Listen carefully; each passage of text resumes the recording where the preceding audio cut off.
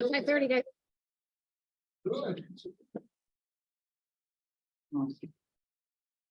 I pledge allegiance to the flag of the United States of America, to the republic for which it stands, one nation, under God, indivisible, with liberty and justice for all.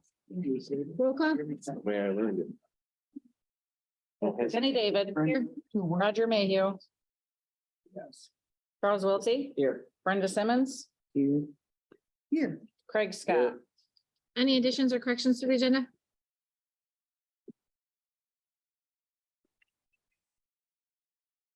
No. Item 3, public comment. Is there any public comment in the room? Yeah, good evening. Hi, are you public comment? No, he's on the agenda. Oh, any public comment on the phone? It's friendly, right? Item 4, appointments. We got 4A, Mark Benjamin, related to the Rose City DDA. Is he present? I am. Oh, that's you, come on, sir. I apologize, I had no idea. I have to admit, I'm kind of a substitute. My committee chair, who's also my brother, and Jeremy Card would probably be a little more fully versed in all of the TIF dollars for the Rose City DDA. But essentially my understanding, and Tim will help me here, I think if I need it, this would be the renewal we're working on the renewal for our DDA. And as part of that, we also have to form agreements with the county for the sharing of those TIF monies. And so I do believe it's all pretty straightforward. And hopefully everybody has a copy of the proposed agreement. So there's no changes, I'm sorry. Go ahead. There's no changes with this and what's currently being done? Is that correct? I can't speak directly to what's currently being done in Rose City, but this does mirror what the agreement we have with Ogemaw Township that we approved last year. So it's all the same collection formulas and so on. I would, and I'll do this isn't on you, but I'll double check your dates just to make sure that we have the right duration of the TIF and all that kind of thing. Otherwise, it mirrors the Ogemaw Township agreement. And essentially, from my understanding, it doesn't change any aspect of how we've been doing it. It doesn't change the functioning of the DDA in any way, shape, or form. It's really just to extend that initial time frame of, I believe, 20 years, 25 years. Until 2043. Yeah. Karen, did you have something you want to add? Yeah, I Sorry. just wanted you to know that it is different than what they currently capture. They do capture from all buckets, I think, except the newly voted millages is how they've been doing the City of Rose City DDA capture, but they were changing it to mirror Ogemaw Township. So this is different than what's been going on, just so you know. What's been going on? They have been capturing from multiple buckets other than, and by buckets, I mean millages, on the tax roll, with the exception of the newly voted millages. Everything else is being captured. This would change to only capture 100% of county millage to mirror Ogemaw Township. Right. So And none of the other millages then. I believe there are certain villages that are exempt that we wouldn't apply for, like 911. Right, so this You're year not going to capture anywhere. county, Correct. which is different than what currently happens. I believe it's less money for the DDA. Do you know if what the comparison is? I can go grab what they captured this year if you like. Can you please? Yep, take me just 1 second. Madam Chairman, can I ask a question? Please. If I'm not mistaken, it was pretty minor. What projects do you have scheduled for the future? Well, currently we're working on a number of different things. And what are they? Some more water mains that would help service the splash pad that Rose City is looking at putting in. We're working currently, of course, everything we do is working with the city. So this is a But total- expansion and Yes, changes this is what they in captured. the Rose City Park The area, green is Cleveland what they Field. captured. And these are Currently, from where there's they small captured the mobiles county. that are being eliminated. Veterans Act And there's 214. proposal for new campsites and I can't. Right. So they would change and only capture. Where the campground? 100% of Pardon the me? county Where's the millage campground? in the It parcels doesn't that are exist in your yet. district for the DDA. Right now it's mobile, there were mobile homes. So on they would these lose all of properties. this. Yes. Why would they want to change it? Mark, it's, Where is this new campground you want to? it's next to the park. It's just east of downtown, Small district, just east of the small. City Hall and the fire department Yeah, I don't know. if anybody else- along the Houghton Creek there. Karen's got it's actually a loss for you guys. Right. You understand the DDA. So right now, the Rose City and the green and. I understand you've worked very well with the city council on all your projects. Yeah, of course, we, you know, So county ends at try to do as much as we can, but just about had to shut the doors here a few years Would ago. eliminate these, they would only Um, capture we 50% were, of the county millage. We were just simply out of money. The persons that are in this, And obviously, there's not but it would. that many mirror high what township power is. businesses in Rose City. And And so because of the loss of the personal yes, property make those tax, sense for that everybody. the equipment, the tax on your furniture, fixtures and equipment for a business. When that went away, so did The city of the Rose vast City, majority the of our green is what funds. was captured from the And twenty so we were, twenty tax roll. fortunately, with some These help are the from folks millages over that this were way, captured.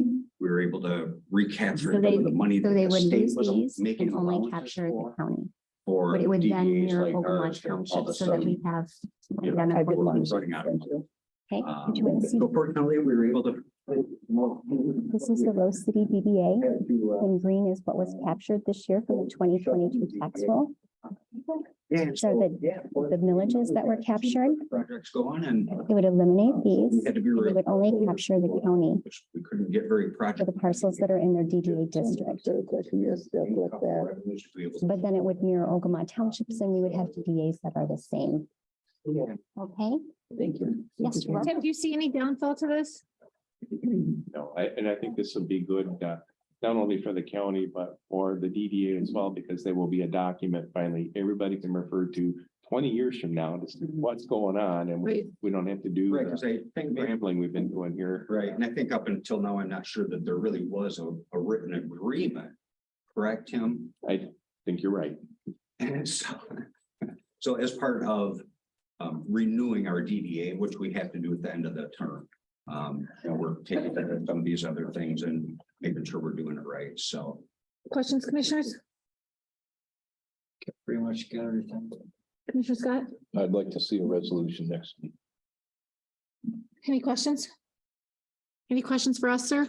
I think I'm good. Thank you for coming. You bet. So at the next meeting, we will have a resolution drafted and we'll vote on it. Okay, sounds great. Thank you, sir. Thank you all. Thanks. Item, Mark, sure, guys, take care. item 4B, Monty Bolos Camp Grayling expansion related to the Camp Grayling expansion proposal. Hi, I've had quite a few phone calls. I have. A lot of concern. Thank you for coming. Thank you, Chairperson David and other esteemed county commissioners, public servants. I'm here today to talk to you about the proposed expansion of Camp Grayling.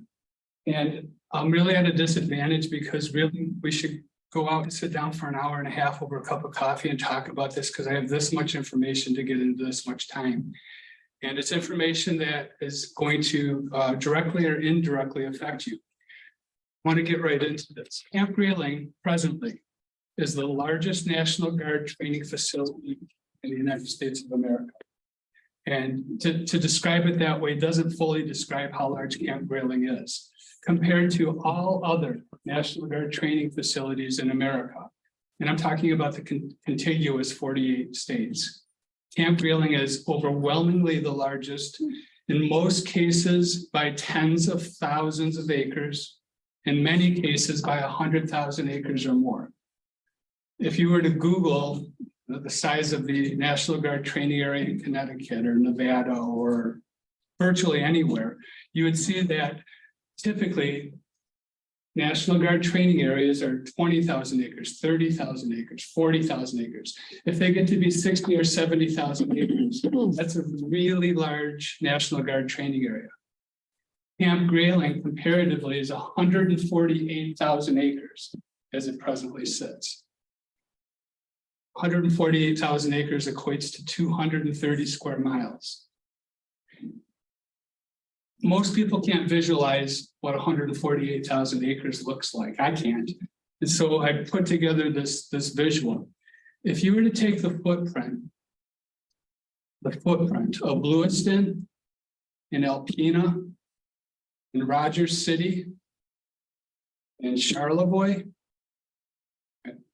Sheboygan, I'm going around counterclockwise, Sheboygan, Mackinac City, Petoskey, Charlevoix, and Traverse City, and add up the footprint of all of those cities, you can imagine how much land we're talking about there. But then add to that the entire city of Lansing, to all the cities I've just named.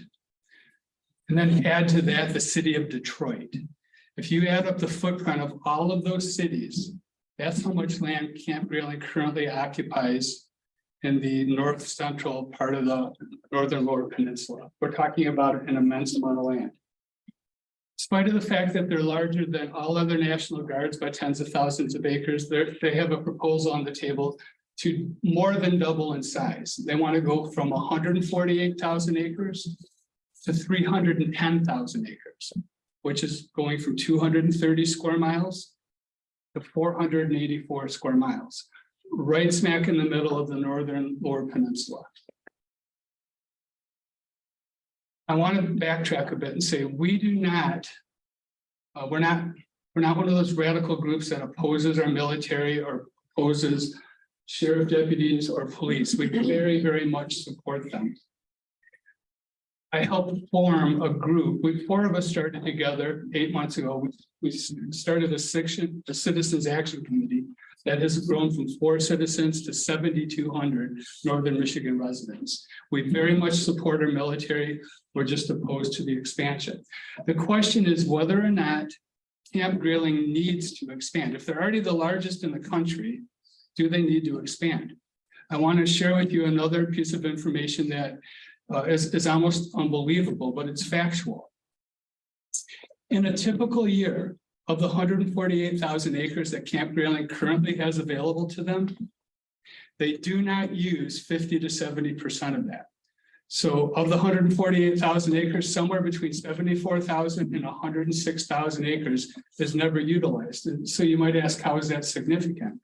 Citizens believe that before Camp Grayling is leased so much as 1 additional acre, the entire training facility should most fully be utilized before they ask for additional land. Camp Grayling tells us, and here's where the problem lies. What Camp Grayling tells us the land is going to be used for, and what it's actually going to be used for are 2 different things. What they're telling citizens, or they were telling citizens when they were giving public meetings, is that the land would be used for low impact training. And as absurd as this sounds, this is the example they gave us. This is almost, I'm paraphrasing, but this is the example. They said we need this land for low impact training. Envision, if you will, said, if you're out in the woods doing whatever it is you're doing, hunting or fishing or mushroom gathering, envision, if you will, being out in the woods and seeing a bunch of Boy Scouts hiking through the woods, camping in the woods, staying in tent encampments. And that's it. They said, if you see us, wave at us and say hi and go about your business. That's how they've presented this. They said the way we're going to get back into the woods is we're going to use side-by-side ATVs, much the same as citizens would use to get back into the woods. They've completely misrepresented how they train. It isn't 12 or 14 or 20 or 30. It's going to be 80 or 100 or 200 military people back there. They're not going to be taking side-by-sides to get back there. They're going to be using those giant Humvees that you see, pulling trailers, carrying all their equipment. They're going to be massive encampments, complete with rows of porta potties, generators, lights for nighttime vision. So that's how they're telling us that they're going to use it in a low impact manner. That explanation misrepresented what low impact actually looks at, but here's where it gets even uglier. and this is not an opinion, I've sent you an article in Business Magazine where you can read this on your own. Camp Grayling, since 2019, has had a plan that they've been developing. They being the Adjutant General of the Michigan National Guard. That's an appointed position from the governor. So the chain of command goes, the governor's at the top of the Michigan National Guard, then her appointee to the Adjutant General position would be number 2 in charge. His name is Paul Rogers. Paul Rogers has been working on a plan since 2019 to increase the size of Camp Grayling. But the bigger concern is, why is the land actually going to be used? According to Business Magazine, where Paul Rogers is speaking in his own words, and that he's quoted throughout the magazine, they want to turn northern Michigan into an almost 500 square mile testing ground, nationally recognized testing ground, where private industry from all over America will come to test and develop unproven, because they're new, and by virtue of being new, they're unproven products, weapons, and technologies, right in the heart of northern Michigan, right in the heart of the Great Lakes state. Did any of you have an opportunity to look at that Business Magazine article? It's very troubling. It's very troubling. Where most of the testing in the United States takes place out in the deserts of the Southwest, in Nevada and New Mexico, Utah, Arizona, they want to turn northern Michigan into a testing ground. This is, and again, this is not an opinion. This is verifiable information. We believe that if there's one state that is exactly the wrong state to turn into a testing ground, it's Michigan, because we're told we're surrounded by 20% of the Earth's freshwater supply. Myself and 2 other gentlemen, one of which, and I made reference to him, his name is Mike McNamara. He's a retired officer from Camp Grayling. He retired as a lieutenant colonel. He's a combat veteran. And when he retired from Camp Grayling, he was number 2 in charge. He was the deputy commander of Camp Grayling. His father before him was a lieutenant from Camp Grayling. So we're talking about 2 generations of military in this person's blood. He and I met at the 2nd or 3rd public informational meeting. And the way we met is this: after Camp Grayling representatives stood up and said how they were going to use the land, Mike McNamara, Lieutenant Colonel Mike McNamara, stood up and said to everybody, said, "I want to tell you, you are being deceived right now. You're being lied to and you're being deceived. The way they're telling you that they're going to use the land is not at all how they're going to use the land." And that's how Lieutenant Colonel Mike McNamara and I met. We met a few other people. We formed the group that I told you about. The nucleus of the group that I told you about started with 4 of us and expanded to 7,200. Did any of you get a chance to see the video I sent you at all? So I sent you a video. We put together, we had a company come up from Chicago. We put together a professional video that we sent to the DNR director. And in that video, the first person to speak is the former deputy commander of Camp Grayling, Mike McNamara. What he says is, he says, as the former deputy commander and a retired lieutenant colonel from Camp Grayling, if I thought this ask to more than double the size of Camp Grayling would save just 1 soldier's life, I would be the first to stand behind it and recommend it. He said, but this isn't about that. What this is about is turning northern Michigan into a testing ground, again, where private industry will come to test and develop products, weapons, and technologies. You need to know this. It almost sounds made up, but it's true. What's going on is Camp Grayling gets from our DNR land that they lease. What they've been doing, unbeknownst to the public, and what they want to continue to do and expand doing, is subleasing our citizen-owned state land to private industry, where private industry can use our state land as basically a lab to test and develop products, weapons, and technologies. You'll read about that in that Business Magazine article that I told you about. I got your video. I couldn't open it, but I guess my question is, and I read the information that you've sent, and I got lots of phone calls that said very similar to what you're stating. Is there a way to, I guess, it looks like you guys are requesting resolutions to oppose this. Yes. How, is there a way to stop this? Yes, there is. And I wanted to get to that, but in the limited sorry. time that no, you're fine. You're fine. Thank you for answering the question. I just felt like I needed to give you some information before I ask what I need to ask of you. We've been going around for the last 8 months. We've went around to more than 50 local governments, county boards of commissioners, township boards, road commissions, myself, Lieutenant Colonel Mike McNamara, and another gentleman named Jim Knight, who's a trustee for Bear Lake Township, and giving the presentations. What we found is our strength lies in our local government. It's okay if citizens call the governor's office, and we've been told by DNR Director Shannon Latt, who we deal with directly, that they've received thousands of phone calls from citizens. What really gets the director's attention and the governor's attention is when communities stand together and publicly vote to oppose the proposed expansion and sign a resolution. So that's what I'm here to ask you to consider doing.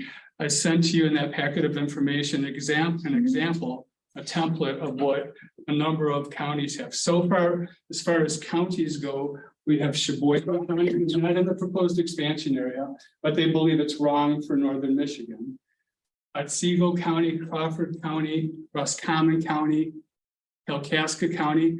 Just in the last couple of days, we've had Montmorency County, Ascota County, Tuscola County oppose this. As commissioners, you might appreciate knowing this. There have been 46 commissioners in total representing these 8 counties that I've just mentioned. Of the 46 commissioners, the vote has been 45-1 by these commissioners to oppose this Camp Grayling expansion. Here's why it matters to you. Even though the Camp Grayling expansion doesn't at this point enter into Ogemaw County, it's a big chunk of this proposed expansion is into Roscommon County, your neighbor to the west. Every 7 or 10 years, Camp Grayling comes up with this plan to try to lease additional land. They did it in the early 2000s. They did it as recently as 2014, where they tried to lease 52,000 acres. The reason this matters to you is if this expansion is allowed to go through and they get the land that they want, what's to stop them 7 or 10 years from now saying, well, we've expanded down into Roscommon County. Now let's go over to Otsego County and see if we can get some of their state land. I was looking at your township map. Most of you have public land, you have federal land, and you have state land. It's the state land that's in question. They can't touch the public land, but the state land they can. Most of your state land is in the northwestern part of your county, which would make it potentially down the road ideal for them to try to expand over into the northwestern part of your county. What we're trying to do is send a message as a region, not just the affected proposed expansion area, but as a region, the north half of northern Michigan. We're trying to send a message to the governor, and not just this governor, any future governor, and the DNR director, and not just this director, any future director. We do not want to see Camp Grayling further expanded. We do not want to see northern Michigan known as a militarized zone. We feel like northern Michigan, if you look around you right now with all the logging that's been going on, which is hard to miss, is really getting beat up just by the logging industry. We're concerned that with all the logging that's going on and with the more than doubling in size, potential doubling in size of Camp Grayling, northern Michigan's can become much less attractive to sports people and fisher people and ATV enthusiasts and just people who ride horses and pick mushrooms. How does that affect you? You know, on the way up from downstate, as you well know, West Branch is like a perfect stopping spot. It's like a couple miles north of the Detroit areas where people stop to gas up and grab a bite to eat and do a little shopping. If the Grayling area, the Higgins Lake area, the Otsego County area, Gaylord area becomes unattractive to people, that could have an effect on your tourism. Do you guys have any questions for him? I have a couple. Go ahead, Commissioner Woodsey.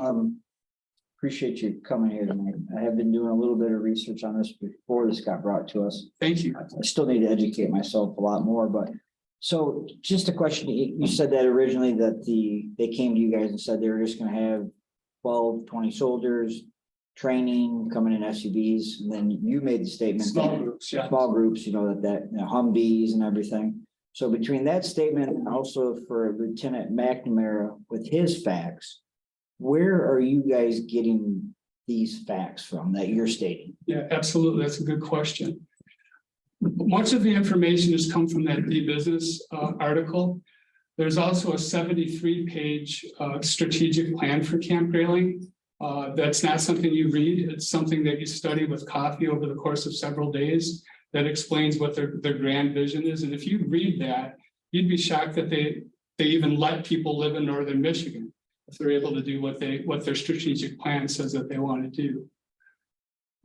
We've recently had success. You had heard that there's a proposed restricted airspace expansion that goes from Selfridge all the way down in like Harrison Township up to Alpena. Part of that restricted airspace expansion was they wanted to put a brand new squadron of state-of-the-art F-35 fighter planes and house them at Selfridge. They expanded the restricted airspace is where Army trains, right? That military trains. They expanded it by 3,000 square miles, going directly over you all the way up to Alpena. And they lowered so there's a ceiling to airspace and there's a bottom to airspace. They lowered the bottom of the airspace from 1,500 feet to between 300 and 500 feet, meaning that these F-35s with their sonic booms they create because they fly so fast could fly as low as 300 feet above the ground. So, but what I wanted to tell you was we, through our efforts, maybe you read in the paper in the last day or two that effort to create an F-35 squadron at Selfridge and turn it into a training area for F-35s, that was defeated. That's going to take place now out in Arkansas. So we've had some success there already. So did I answer your question? So to answer your question, the D Business Magazine, the strategic plan of Camp Grayling, we have a number of members who are retired National Guardsmen, not just from the National Guard, but from Camp Grayling itself.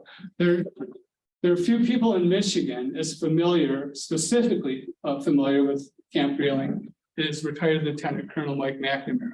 You know, he's the one that confirmed that in a typical year, they don't use 50 to 70% of their land. So we're here to ask you on behalf of literally tens of thousands of northern Michigan residents, and then people that are downstate that are affected by this too, to please consider voting to oppose the proposed expansion of Camp Grayling, signing a resolution, and sending that resolution to DNR Director Shannon Lott. I wanted to give you one quick example of something. It's very important. One of the reasons we're told that Camp Grayling needs this land is to engage in modern warfare training, whatever that is. As I've explained to you, Camp Grayling is already overwhelmingly the largest National Guard training area in the country. According to Camp Grayling's own website, another source of information, in a typical year, Camp Grayling on 148,000 acres that they have available to them, trains somewhere between 10,000 and 15,000 soldiers. If you were to Google, what is the busiest, most productive National Guard training facility in America? The answer to that is Fort Indiantown Gap. Fort Indiantown Gap. It's located in central Pennsylvania. According to the Department of Defense, for 5 of the last 7 years, Fort Indiantown Gap has been named the most productive, busiest National Guard training facility in America. They train over 110,000 soldiers a year, and they do so on 18,000 acres. And 18,000 acres. every National Guard unit in each of our states receives the same superior level of training as our Michigan National Guard. The same combat preparedness, superior combat preparedness, and they all do so on a fraction of the amount of land available to Camp Grayling right now. So we know that if every other National Guard in every other state is able to train their guardsmen to the same superior level of combat preparedness on a fraction of the land that Camp Grayling already has available to it, that the ask for Camp Grayling's land is unjustified. So, and again, as I said, I could talk to you about this for an hour and a half. Does anybody else have any questions? Commissioners, do you have a question? No, but I do have a comment. What you just said this evening about what they tell you and what actually is gonna happen is Yes, been going on for years. I've been I'm retired military. So, there you go. yeah, you don't want to turn this in military because it will definitely ruin northern Michigan. There's no doubt in my mind. And there's other places they can do this, like desert area. You do not want them testing new stuff here in northern Michigan because number one, you don't know what it's going to do to the area. And we have a beautiful area where we have the state with probably the most lakes in it than any other state.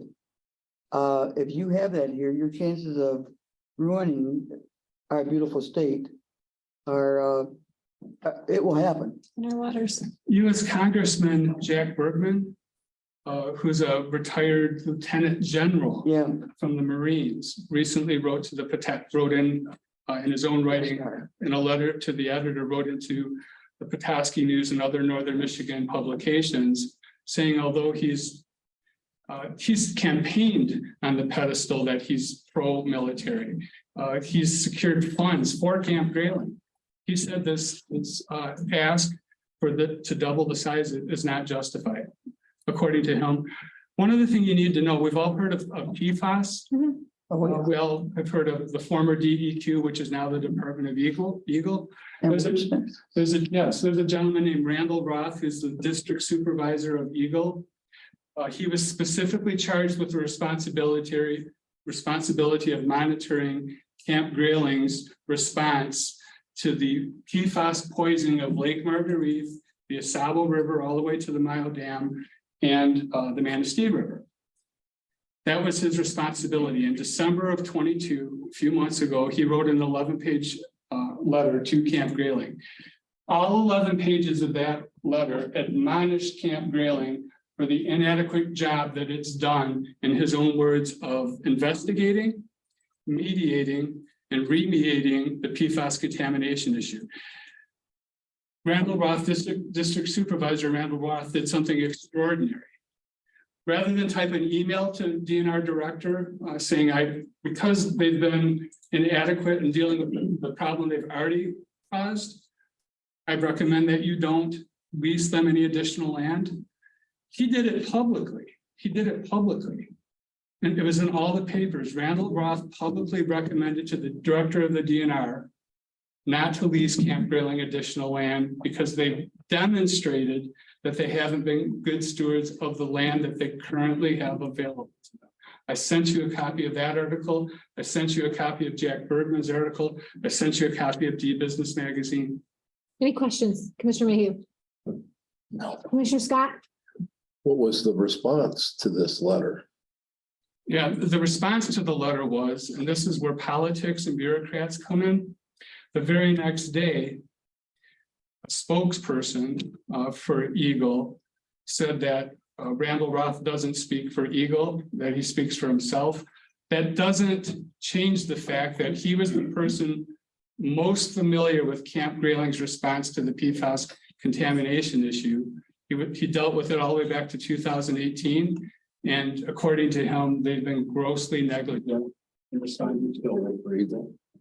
Well, that's the $1 million question. The joke is he was, and it's not funny, he was probably close enough to retirement where he felt empowered to make that recommendation. Certainly somebody that had been there for a couple of years and wanted. Work there or doesn't he? We don't know. I don't even, if you call and try to ask, you can't get through. So I don't even know if he works there. So what's the DNR stance on giving up this property? They're doing it now. Are they handing over all the property with all the rights to it? Yeah. They're no longer going to cut forestry off of it or anything like that? That's not how it's proposed that the military will co-use the land with us. So what we've been trying to do through these resolutions is let Governor Whitmer know, but more specifically DNR Director Shannon Lott, who we're told is going to make the decision, that you have tens of thousands of Northern Michigan citizens opposed to that. Our concern is that although Shannon Lott we're told she makes the decision because she's a bureaucrat, she's also appointed by the governor. It's not much of a stretch to understand that she's probably going to do what the governor says to do. So we, through these resolutions, been trying to empower her to say to the governor, I know what the Adjutant General of Michigan wants, and Governor, I know what you want. But we weren't counting on this pushback by citizens who don't want to see Northern Michigan further militarized, regardless of how they use the So land. you're saying the governor wants to do this? We can only assume that she does, and here's why. She appoints the Adjutant General of the state of Michigan. It is his plan to do this. He sits on her cabinet. He's been on her cabinet since early 2019. We have to make the assumption that regularly since 2019, he's been apprising his boss, the governor, of this plan to double the size. If she was not for it, she's had since January of 2019 to shut this plan down.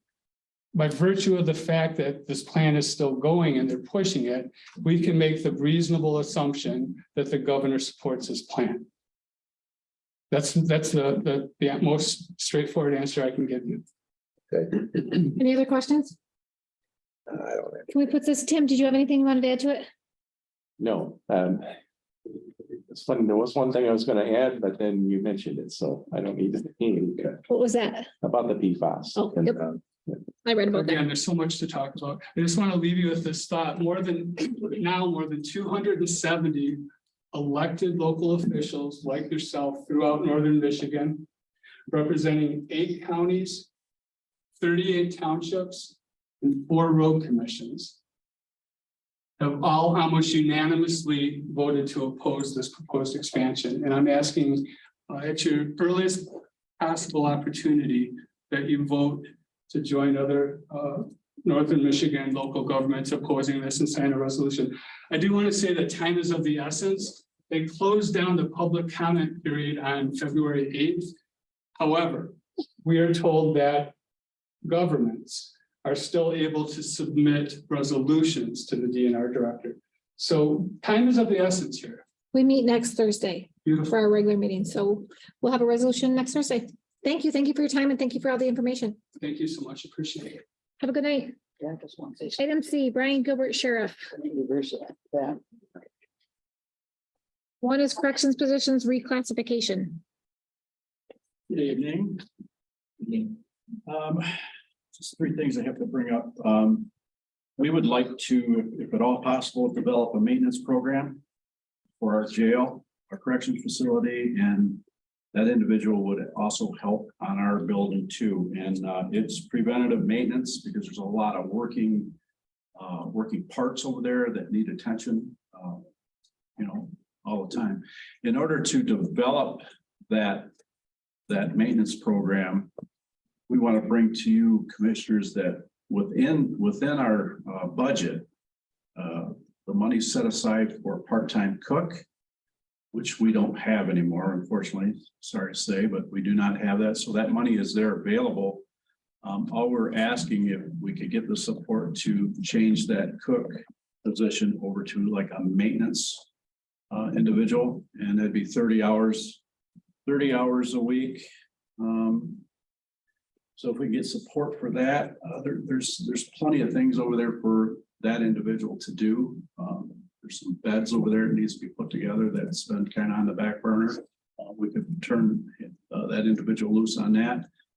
And we could, if we had that individual, we could bring possibly a couple inmates to help him. So you're talking 3 people that would help in keeping everything going smoothly. So That's our first thing we want to present. Questions? Yeah, I have a question. Comments? You want 30 hours a week? Because 30 hours a week is not part-time, is it? Under 30 hours a week. Thank you for asking. It would need to be 29 or fewer hours Okay, to avoid the benefit. Yeah. union. And now, if you want to do, or if you wanted to do 30 hours, I would suggest you do the full 35 rather than paying 30 hours in full benefits and then get the benefits of a true full-time classification. What was his classification be and what would his wages be?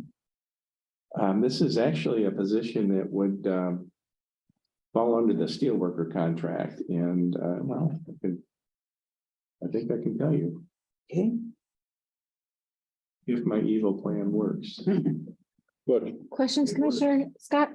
yeah, I thought about this. This is brought up at our law enforcement committee meeting. Yeah. I'd rather see us expand our maintenance department. I don't think that Sheriff Corrections needs a maintenance person just for that. I think we should expand our maintenance department that we already have under steelworkers with an additional part-time person. That person could be assigned to work over there. But I think that's the way we should go about it, Because, rather than just the sheriff's office has got one, and then the county building's got one. I guess I'm just not understanding. You want them generalized, but then assigned to that area? Well, they can be assigned to that area, but they're not, they're under direction of our maintenance man now is under direction of the administrator. And I'd like to remain. I think if we're going to expand maintenance, expand it out of the department we already have. And the department is maintenance. We already have a line for it. But then it wouldn't come out of their budget, correct? We can transfer that money That's just a budget transfer. It's a general fund both ways, general fund function. And the other advantage of following Commissioner Scott's plan is that we don't assign any individuals to a specific building. But it also, from the other side, this person will likely work there 90% of the time. But if you need help from somebody else, we don't get the argument of, well, I'm not the jail maintenance. No, your maintenance, you go, you work. And so it gives some flexibility there to both ways. So if there were some project that needed to be done over here in this building, that position in theory would be available to help on that special project, whatever it might be. Primarily assigned to the jail, but available to other facilities within our campus. I guess I wasn't aware that, I know it's one person, and I'm sure that they are spread very thin. I guess I was not aware that there was a struggle to keep up. I'm not so sure it's so much of a struggle as it is, at least what Lieutenant Ogier has been telling me, some of the projects that they need done at the jail. Probably our current staff does not have the skills to complete those projects. And so we would target an individual on the hiring process that could do some of that work. Now, the job description itself would include some of these things. But that being said, I think, for instance, the bunk project that he's had ready to go for a few years now, as I remember, is the only reason it's not done is our people don't have the skill to do it. And you're running into that kind of thing apparently a lot at the jail. I'm not familiar with all your projects, but we had the water heater issue last year that came up. Some routine maintenance that prevented that. I don't know, but if we have somebody keeping a closer eye on it, it might. and the air ducts, I mean, if we had somebody that just continuously did maintenance, it might cut down on that. Well, there's gonna be some projects that are just gonna take a specified contractor to do. I mean, there just is. Yeah, there's, yeah. It's like that duct cleaning. It's probably gonna be a lot better just to have a Yeah, duct cleaning company come in, do the whole building. You're talking about a big building, yeah. just as big as this one. But So, if there's anything that they could possibly do. oh, absolutely, You know, how- absolutely. But I think what we also need is a process on how to ask for help too, because we're hearing this from not just your office, but we're hearing this like over in the annex building, and even our maintenance guys over to transit sometimes working on some things. And I don't know that we have a process in place. Like our IT guy makes an order up when somebody needs an IT job done, he makes up an order. And then there's a process he follows through with that and closes out the order. And I don't think that we've been doing this for maintenance for years, years. There's not a request? We actually do, through our seamless dock application about 6 months ago, we put together a ticketing system specifically for the jail.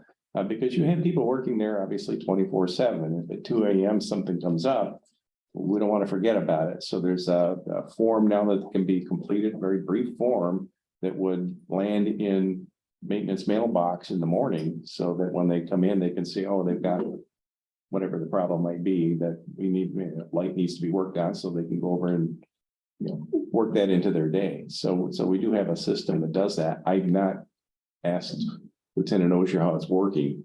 Lieutenant Ogier is utilizing the system. It's just a matter of the time that maintenance has to do some of these projects that are pending. The bunk repair is one of the biggest ones. You say bunk beds? Bunk beds, yeah, they're metal beds. They have currently 7 to 8 at minimum that need to be replaced, that are broken, that are not being utilized currently. They've already had the expenditure of the replacements. They just don't have the time or the knowledge of how to drill and properly set those replacements in place. He's had that work order, and I think for quite a while now. It's not been able to fit into the schedule. I think with this would give you an opportunity to have somebody that could attack those things out of the gate and then be available for the rest of the maintenance requests. Commissioner Mayhew? You have anything to add? You look startled. Do you have anything to add? Commissioner Simmons? Do you have anybody that you're thinking about now that may fit this qualifications that you need at the jail? I don't know if Brian does or not. Brian? Ozier, Oh, okay. Brian Ozier. So possibly, but I can't say affirmative yes. Is this a position your budget would be able to sustain? I think so. I think we can make it work. Because one person- Let me jump in there, though. It's not necessarily the jail budget you need to be concerned about. What we would do is take the funds that are currently dedicated to there, which is a general fund operation, and move it over to the building and ground budget. So that's where the position would land. And then you've got all your building and grounds in one area. So it's not that budget that we would Okay. be concerned of. But having said that, because it's funds already committed and they've been committed for years, it's just in a cook position right now.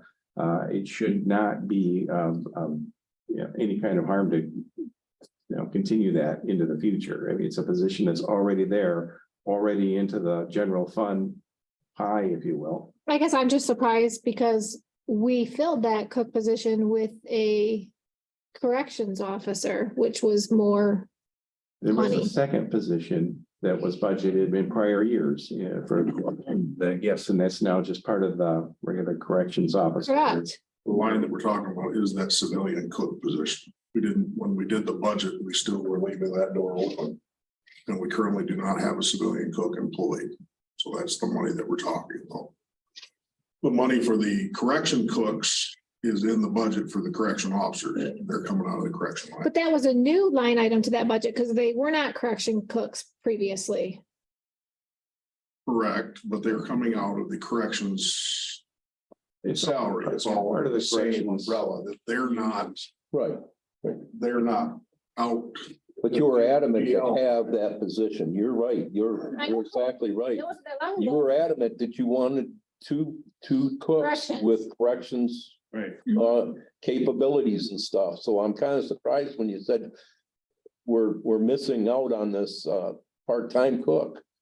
Because you were really adamant that you wanted both your cooks ready to be officers too. The cook position's working really well. It's helped with the overtime Yeah. issue that you've done. Yeah, What we're identifying is that there is a GL line for a cook, right, which was the part-time civilian right, that can be utilized for. right. And so the sheriff you made the quick little comment. it's missed, but you're willing to give up that budget line for this custodian or this or Correct. maintenance position. So you're If ready to give up this line of funding for a maintenance person. So you're writing off the possibility of a civilian part-time cook. Correct. Okay. I think it would be money better utilized. We Yeah. could leave the position in there if we needed to look at, the board needed to look Yeah, at but funding it in the future. I agree with that, except that I think it should be underneath the maintenance side of the county's business. Yeah, we're just, That's where I'm at. we're asking for help over there. Yeah. Well, I'm surprised because, Yeah. as long as I've been sitting here, I haven't yet heard about these bunk beds, and you're telling me Yeah. that this has been going on for a long time. I would have been the first one to say, hey, let's hire somebody and fix this stuff. We You just know, wanna. There's fix- sometimes we just gotta hire somebody and fix things, Now, and when we talk about maintenance, we kind of gotta take a look at what our maintenance guy is doing right now. I mean, if he's too busy to get over there and fix bunks and things like that because he's cutting the grass someplace, Or washing cars. well, I hope he's not washing cars. Go ahead. Okay, but I really think. maybe we need Yeah. we gotta take a look at what he's really doing, We got a question over there. Commissioner Wiltie? No, I do have a question, but Brenda has her arm up down there. Getting tired. Go ahead. But my understanding is the reason for this is because you need somebody with the qualifications that can do this work. And what I heard this evening is we don't have someone with the qualifications right now. Am I correct? Yes. We don't have. we don't That's have a the yes or no we- answer.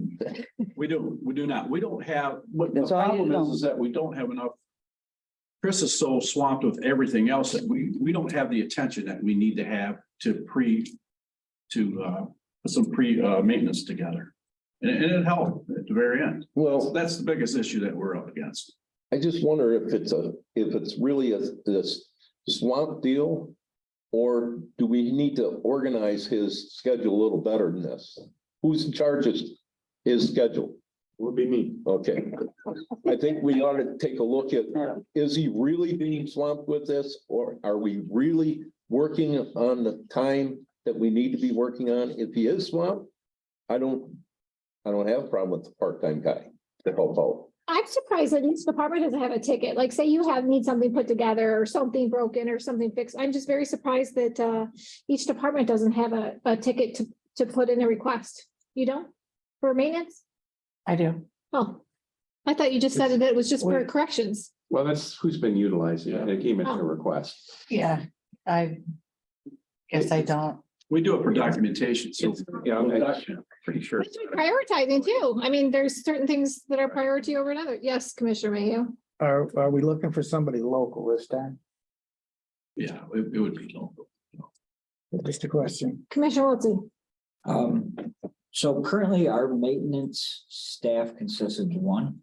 We have 3 in that department. We have 2 classified as custodians and then 1 maintenance custodian position, which is very likely we would use that job description and simply utilize that. I don't even think we need to create a new job description. But so you'd end up with 2 under maintenance and 2 under custodial under this scenario. Yeah, I agree. I mean, I wouldn't mind, kind of getting a little more grasp of so basically we just have one person that could do preventative stuff. Currently, if we needed him to go over to do these bunk beds, we currently have one employee do that because we have the 2 janitors. That's not part of their Right. job, Right. right? So it does seem to me that, if we do have a substantial amount of things to get done, whether it be keeping in their budget or out, I mean, I think it's something that we really need to look into, but I do agree. I'd like to find out more about this. Our one-time guy right now, obviously full-time, what's he all doing? What's he currently been doing? What's on his agenda, coming up? I'd like to see that. I will say this, just in my observation for the last 3 years, there's a lot of deferred maintenance around here. And we're paying for a lot of it right now over at the end. Annex building. You know, this building has its needs, the sheriff's office has a ton of needs. So I have no question that whoever, you know, we put in a position like this, they will be busy. Yeah. Just trying to get us caught up. I just got one more thing on that. So I'm in the law enforcement committee and you guys brought this to us last week. And that was one of the first questions I had said as well. You know, obviously you walk past the sheriff's office, you drive past it, you know, it's not easy to look at. So I said, is this something that person could do some of the stuff from power washing to possibly if the skill set is there to fix the fascia, you know? So, I mean, I can see just the short time that I've been here that there are quite a few items that maintenance wise could really use some help. So. I just wanted to add, whenever we call Chris, usually things are already broke. You know, and he's fixing, repairing the broke. So what we're asking is for somebody that can do the Preventive, maybe. preventative maintenance, you know, like them, I'll give you a, for instance, them gates out there, security gates, they don't work because the chains are all gooped up and they don't turn. And it's because they weren't oiled properly. So them should be oiled once a month. See, that could be part of the program. The chain should be working. So them gates are open because they don't work. And we've been working on that for 2 years, trying to get that to go, but we're gonna have to probably order brand new chains. We've had them soaking in oil. We're just trying to get it rolling because I don't like seeing them gates open. If we have a fire, we have to pull our inmates out in that secured area. It ain't secure because we don't have the gates closed. So that's. We got 2 or 3 garage, we got 2 or 3 gate companies right here. We had them over there. We had them over there. And it's just. I get the preventive maintenance thing, but you gotta have things fixed before you get to the preventive maintenance. Lots of money there. We gotta, all you do is, you come in here talking to me about money every meeting. Well, if you got things broken for 2 years, I've been here for 2 years. Would you guys, Been here longer than that. would you guys like a resolution for this? Would you like more information? What do we want to do for the next meeting? I'd just like to get a little more information on our current one maintenance guy. That's really all I need. I mean, I can see that we definitely need some additional help. Commissioner Scott? Yeah, I think we should look into what it is, but I'm not opposed to a second part-time position under maintenance. So would you like it put on for the next meeting or would you like to discuss again? Let's have Tim look into a time study or something like that. Okay. Is that reasonable, Tim? It is for me.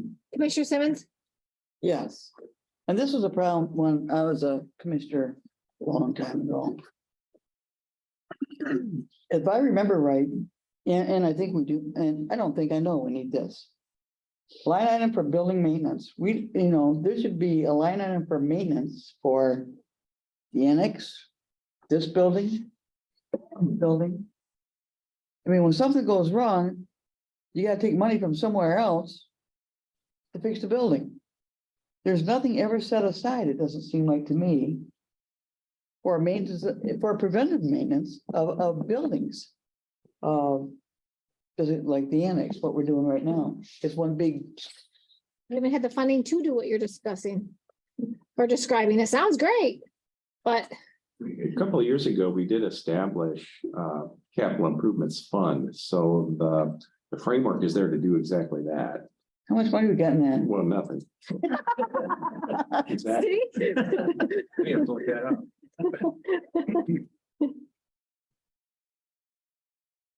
Okay, Thank Thank you, guys. Answer anything. I- Wait a minute, he's got more. who does? Who has more? Yeah, I got two. Right, that's what I was going on to the next thing, the Cocasco County inmate housing agreement. All right, thanks for listening to that one. I would encourage you folks to look at that contract that Kalkaska had presented to us. Maybe look that over and put that up for a resolution for next week to accept that, so we can start getting their inmates in here. It's merely the same contract that we got with Oscoda. $31 a day. And And we get them 30 inmates from there, that's 30 more people that's gonna be buying into our commissary, which is gonna give us more money, so. Yeah, commissary, yeah. So anyway, if you could just look that over and possibly put that up for a resolution next week. Who's making all this money? Was there You mentioned. was there an expiration on this? I didn't see. It's a 1-year contract. It is a one-year contract? Yeah. Okay. Commissioner Scott? Yes. Yes, sir. Say we should put more money in the commissary, make more money. Well, they would spend more money in the commissary and the commissary fund will go up. Okay, Yeah, we had that big discussion last week. okay, you totally understand where commissary money goes and what happens when it buys things within the jail, It We're right. offsets. where it offsets Offsets. money, and then we're able to put money back in the general fund. Sure. So you're making money for the general fund. Because that's the end result. It offsets the cost over there, so But- that's what we're looking. But the cost that gets offset, it goes into the general fund. You're making money for the general fund. It's being pulled out and put in the general fund, yes, the commissary. Well, it's going to the jail first and then the jail. Yeah, you're right, absolutely right. Okay, understand. It Anyway, if you, doesn't make the corrections money. we already had that discussion last week. Absolutely, I agree with you. I Okay, agreed with you All right. last week. all right, all right. All right. Other than that, other than this making money, why else do we do this? That offsets the expenses. Yes. You know, I would think it would offset the expenses overall. It does, it offsets. That's it. That's the only reason we're doing it. Well, we got 144 bed, it costs us the same money. If we Same money. One That's inmate right. in there or 100. That's right, 44, exactly. so let's fill it up and make commissary money. Why don't we just Offset have, that bed. why don't we have less work and less strain on the employees? We have the Less same pressure. amount of money it cost us, and we're not. Why don't we just close the jail? Whoa, hold on. I'm not gonna go for that, but Hang on. Oh. Commissioner Welty, did you have something? I mean, we discussed some of this at our law enforcement meeting. And I had a question. I thought $36 was the number that we were at per day. That 31's been kind of, that's kind of that, that's just, that's. Oscoda's current contract runs through 2024, 31 for 23 and 32 for 24. That was a huge topic of Yes, conversation. it was. That seemed very low ball. because we back down our price. Yeah, we negotiated very briefly. So I think they did one, you kind of try it out. And maybe perhaps if they agreed to do it. They came back with threatening maybe they would send them to Roscommon if I'm not mistaken, And this was when? This was last year? 2 years ago. I think it's 2 years ago. It was $28 or $29 then. 22, 23, Yeah. 24. It was, 3-year contract. it was sad. You know, this might be a tough question. This is the last one. Obviously, prediction wise, I mean, we never know how many, but does Kalkaska give them like a number that, an average that they think that they probably would be? Don't hold me to it, but I think it's 30. They want to ship 30 over here to us. The initial would be 24. Yeah. We're being told that once this is approved, that the initial, they would like to send 24 initial inmates next week. How many can they house in their jail? No idea. I don't know. But they wanted to start shipping them over here to Well, 20. we run about an average of 50. I've been No, told for the we- last few years, 50 of our own. Of Yeah, of our. Ogemaw County, I'll give we you that. average We around had, 50, like, Friday, give or we had- take. Yeah, Thursday when we had our meeting, we had 87. Total Ogemaw? 87. No. No, some Oscoda, right, but I mean, we got about 50 in our. Yeah, County. that's fair to say. And Kalkaska County is a little bit smaller in population than us. Yeah. So if they have, even if they average 50, we're taking half their population from them. I don't know what their situation is over there. Well, we know Oscoda County has what, 2 cells? Yeah, Because Yeah. they're pretty smart. They know that it's a lot cheaper for them to bring them here than to house their own. no, I mean, they had the opportunity to build more cells because they built a new county building. You know, so, you know, I think they're pretty smart because they figured out how to house prisoners for a lot less money than we're housing prisoners. people before us voted to build that, so we have to deal with it, so. You know, No, I'm- I'm trying to offset. I'm dealing with it, but I don't mind if the hotel's got vacant rooms. I don't mind. How many did you say it holds? 144. With all the bunks working the right way. Yes, exactly. Commissioner Mayhew, do you have a comment? Do you have anything? Well, Commissioner, I don't blame you. Commissioner Simmons, do you have anything? Do you have anything? Heavens, no. Okay, so are we gonna put this on for resolution? Yes? Yes. Okay, thank you. One more thing. What else? On duty injuries Yeah. and illnesses. Unfortunately, I have to bring this up to you folks. One of our deputies got injured while performing his duty. In the scope of his duty, he got injured. He had to take 3 days off, 3.5 days off, 38 hours total. 38 total. What happened? And what he didn't qualify for workman's comp because you got to be off 7 days. Is that right? I'm surprised by that. So workers' comp is set up. You start the workers' comp, day 1 through 7 is covered by the employee's leave time. Day 8, workers' comp kicks in, covers day 8 through 14. So past the 14th day, it goes back and picks up day 1 through 7 for the employee. Is the understanding that I have of it. So in this particular case, the employee comes back at day 9. Has exhausted 38 hours of their own time, but will not be reimbursed through workers' comp for that lost time. Our current policies and the CBA do not address this particular issue. The contract doesn't address it? Because I see this response you got from Ingham County, I read all the stuff you sent. Yeah, there's examples that I obtained from or from different counties where they address it in CBAs. There's a county that stuck by the rules of workers' comp. So you're asking for us to pay for his 3 days off, correct? We would like to have the coverage of the 38 hours to be reimbursed to the employee, but that comes with the pratfalls. Is there any, do you run into problems with that with the contract at all? Potential, yes. We would sit down with the union and talk about this. If this is a one-time deal, we would want them to acknowledge that. If it's something that, well, I'll just put it this way, this is something a union would typically approach the employer to include in the contract.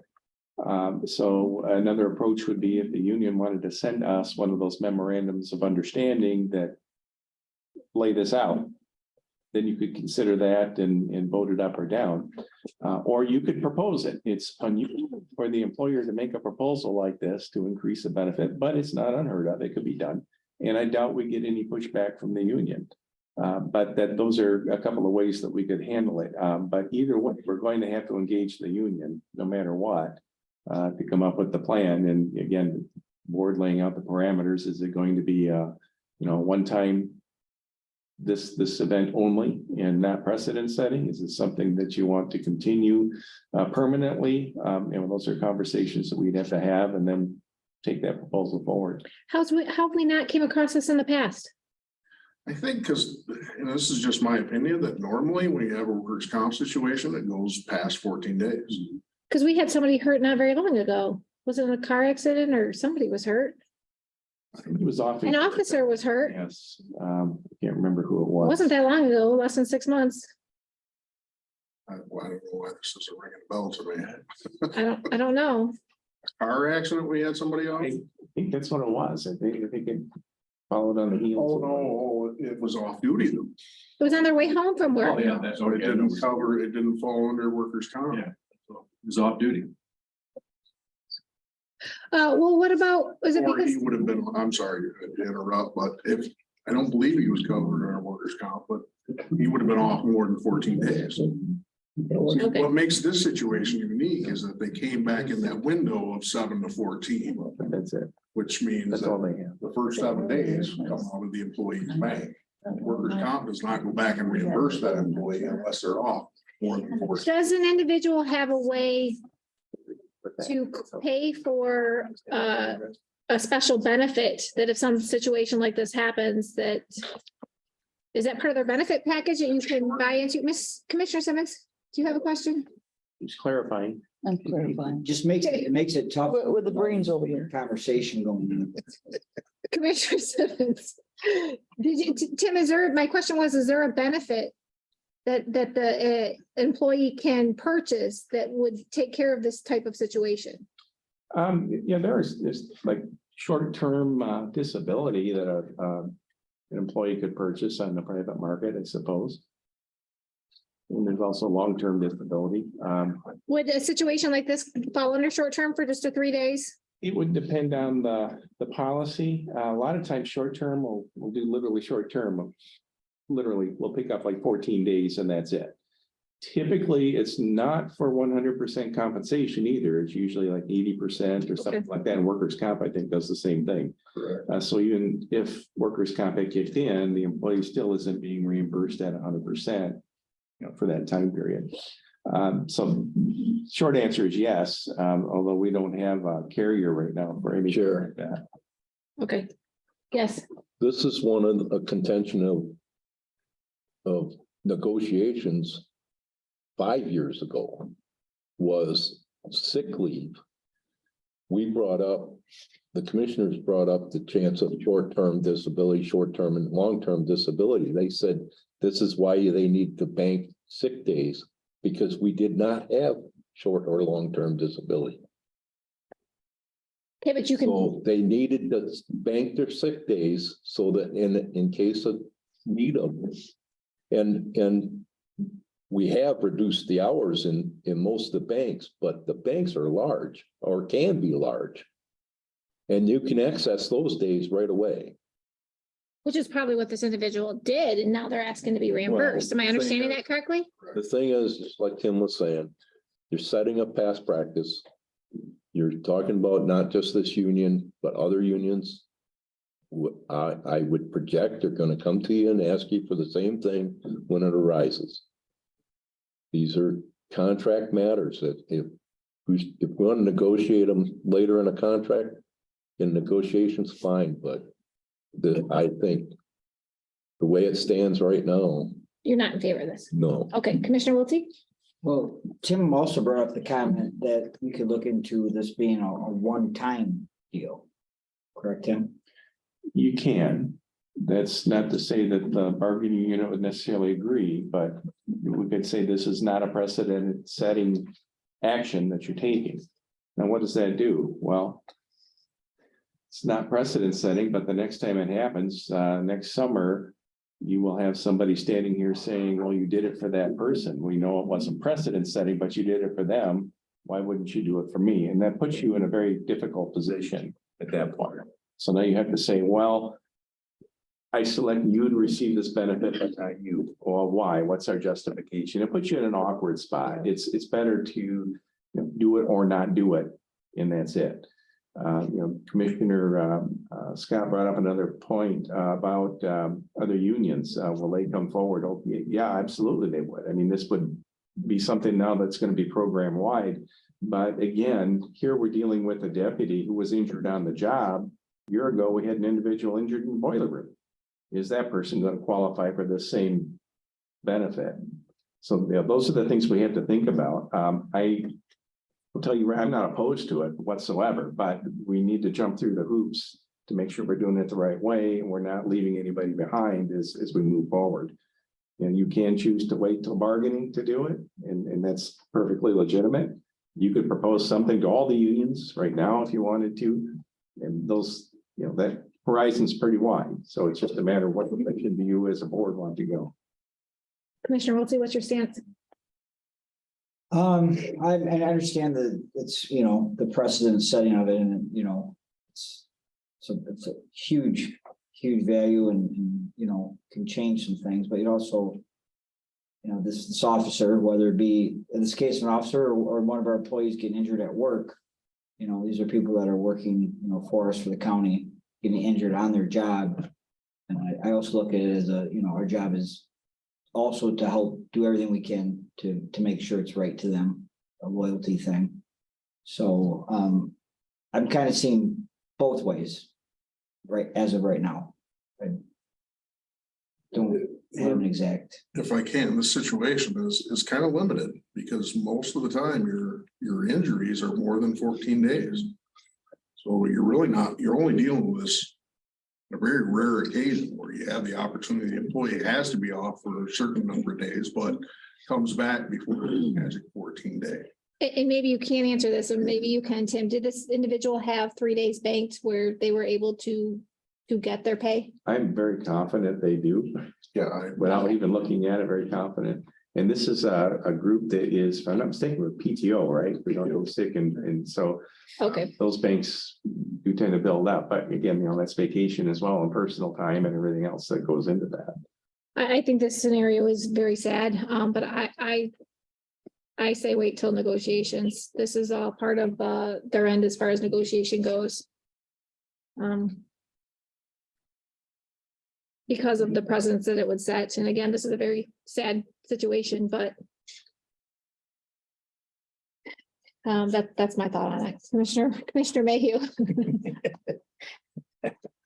What's your opinion? If he's got time, he's got paid. He's not out. Commissioner Simmons? I agree that it should probably be brought up in negotiations whenever when contracts are done. But I mean, if I were working someplace and I was hurt on the job, I would expect my employer to take care of me.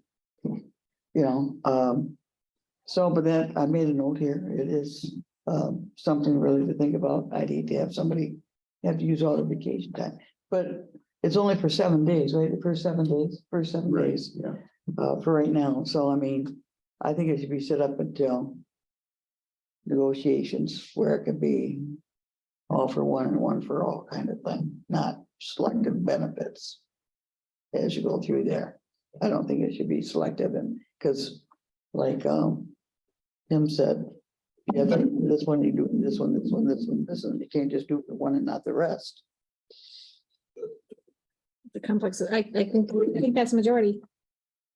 Correct? Yes. Thanks, guys.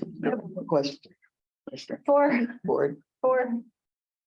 On this workers' comp, and sometimes it got 80%. Yeah. Is workman's comp taxed? Federal and state income tax? I'm gonna guess it is because it's income to you, but I never.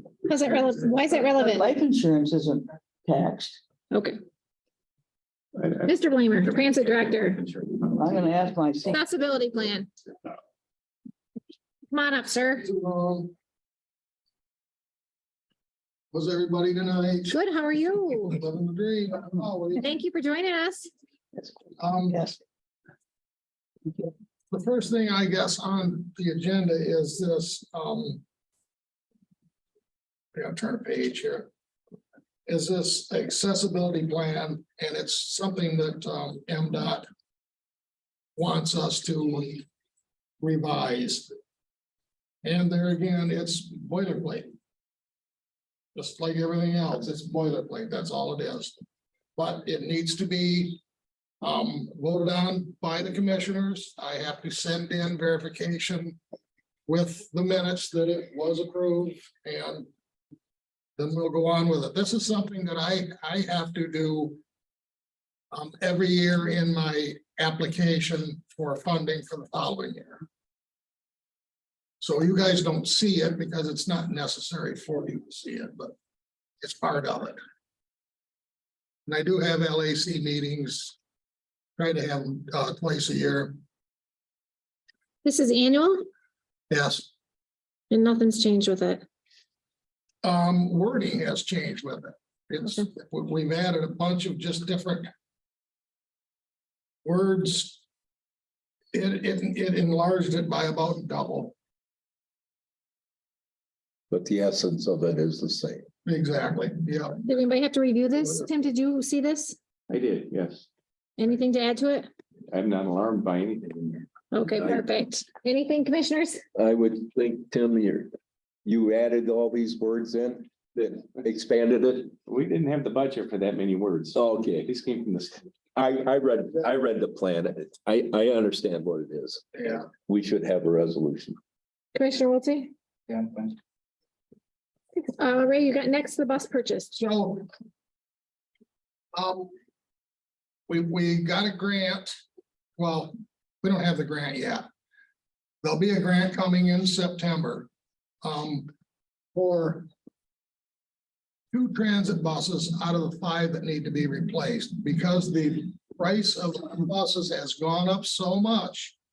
MDOT doesn't have the money to replace everybody's buses. I showed Commissioner Wiltsey the order form that I had to send to MDOT just to get the grant started. And a new bus tentatively is going to be $175,000 for a new bus. The last buses we bought, I believe, were about 82,000. They've gone up that much. So that being said, last week or whatever day I had got in touch with you about this. This is an STP funded grant. And it's for $100,000. We will also get that towards the end of September. The last meeting I had with the Road Commission is where the STP funding comes from. I increased it by $30,000. It was at 70,000, and I had them increase it up to 100, which was pretty good considering they're limited on how much money they do get. So we either order a regular bus and kick in $75,000 of our own money, or we order another transit bus. Now, this is similar to the transit bus we have now, except that this is new for this year. The lift will be on the side versus the rear. The rear lift is very difficult to deal with, very difficult. And we do a lot of lifts. So this bus is $106,000 with everything I've ordered on it. Nothing extravagant. But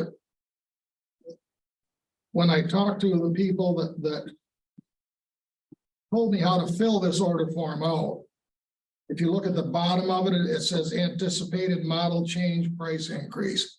He told me to put in $4,000 for that because they believe it may go up another $4,000. So with that $4,000, the total for this bus would be $105,672. This order form is not carved in stone. This is just to get the ball rolling to get the grant. Then next September, when we do get the grant then I'll bring the grant to you, you'll approve it for a bus. At that point, we can order the bus the way you want it. Or the way we would prefer to do it, but it's obviously it's going to cost us a little bit of money to get this van. The van will transport, the one we have now will transport 7 people is all, or 2 wheelchairs. Ooh, But for town, it's perfect. I mean, it works great in town. We've been running it every day. you know, my concern is obviously is the millages in your budget. Right. Obviously, if you go with the larger transit, you're looking at about $75,000. Exactly. Do you have the funding without that millage to cover that cost? Well, we have money, yes. There is money available to cover that cost. Which van do you need, or which transit do you? You know, I was talking to our mechanic about it, and having 2 of these vans, I don't think would be that bad of an idea. Besides, we only have to keep them 4 years or 100,000 miles. It's going to take probably a year, 9 months anyway, to get this van after we get it ordered. We're not even going to get this ordered till next October. So we're not going to get it until maybe the fall of 2024. So it's a long ways out. You're for sure getting this grant for 100,000? What's that? You're for sure getting this Oh, grant for yeah, 100,000? that's already, Okay, yeah. So that was the whole reason that I wanted to come here. I wanted to ask you, what type of bus do you want, you know, and What type do you need or would you utilize? well, and that's what I'm saying, that this will probably be good for this time, and then we'll just have to deal with what to do the next time we get money every 2 years from this STP funding. And it will be $100,000 again in 2 years. Maybe we can set on that for an additional 2 years and buy a bus with that. I don't know, because MDOT's situation at this point, you know, I don't know how many buses they're going to be able to supply. So out of the 5 buses that are eligible for replacement, MDOT's going to replace 2, and then this van will actually replace a bus.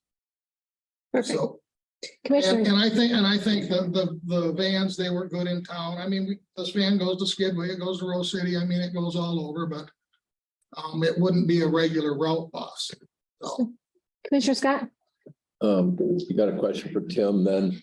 What's the fund balance for the transit department? At the end of 22, or sorry, the end of 21, the fund balancing audit report was 614,656. We projected a surplus this year, well, for fiscal year 22, at just over 400,000. If that were to come to fruition, their fund balance right now would be just over $1 million. We will get the audit report next week, so we'll know where it stands, and understand too that that's not all available to spend. There's some of that funding that's committed, clearly enough to cover the costs that Brady presented here tonight. I would recommend we put a resolution on for whatever van that he wants and pay for the remainder of it. There surely is enough well, money. Doesn't matter. Commissioner Wiltie, We haven't spoke about, I guess, the smaller vans meetings, you know, we're meeting every 2 weeks. Now, you said probably, just want to make sure that we're making this investment on the size. probably, You said probably this will work out for a 7-person to have 2 of them. oh yeah, they work out. And the other thing is, I'm trying to establish, it's called non-emergency medical transportation. A lot of these other transit agencies, the larger ones, are doing it now. They use vans like this or smaller to go to these, you know, Ann Arbor, Saginaw. Well, when these people, when a transit driver takes this type of van to take people to one of these appointments, then there's nothing for them to do. They have to sit in the van, you know, it's more economical to drive the van than it is a true transit bus. Our transit buses get around 8.5 miles to the gallon. I don't know what the van gets. I haven't checked yet. Right, 27. So you feel 2 of these smaller vans is still a really smart move, utilize. Well, I feel it's the only move we can do. I don't want to spend an extra 75,000 for a bus. I just think that's ridiculous, but at some point we'll have to. But like I'm saying, so now we're going to have 2 vans that are a couple of years apart. So let's say that when the old van needs to be replaced, maybe we'll replace that with a full-size bus. You know what I mean? You can replace one with the other. That's not an issue. We'll just have to have the money to do it. Or MDOT takes the money. I'm pretty sure that MDOT is soliciting the federal government right now to get additional funding to try to keep all the transits in Michigan with buses that are in good repair. If you look at I went through Ray Schaefer's files the other day when he was home and I was trying to fill this thing out for the other buses. And the older our buses get, the more and more and more work that he needs to do to them to keep them on the road. So that is every transit agency. So MDOT, in my opinion, is going to try their best to replace all our buses in a timely manner. But they just don't have the funding now because these buses have gone up so much. I mean, they've gone up that much in, I don't know, 18 months maybe. We won't even be able to get our fiberglass body buses. They're not gonna make those anymore. I just want to make sure that you're confident it'll be utilized Yes, yeah, properly. we think. it I'm just was- thinking it's small, you know. Yeah. Just want to make sure. And someone with a chauffeur's license can drive it. You don't need a CDL with a C endorsement. That's helpful. Oh, yeah, That's no helpful. doubt about it. Commissioner Mayhew? Yeah, you said the bus is 70,000, 80,000 more. What do you think it's gonna be in 2 more years? I don't know. Bus. I can't. That would be my only I question. can't even. Maybe now is the time. I know it's bad, but it could be worse. That's a valid It could be. point. It could It be. is. You know, and talking to Hoekstra, who we bought most of our buses from.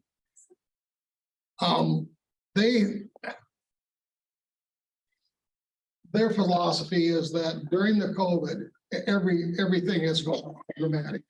They don't really see these huge increases. And this increase that they told me to put in here is just a chassis increase from Ford Motor Company or whoever. Right. You know, that's easy to deal with compared to the price of a bus now, but to speculate on what they'll be in 2 years, I don't know. But you do have a point, yeah. Commissioner Simmons? When you said we haven't got the money to cover the cost, we still have the money for the pole barn, right? Oh, yeah. Okay, that's all I care about. I say put it in for resolution.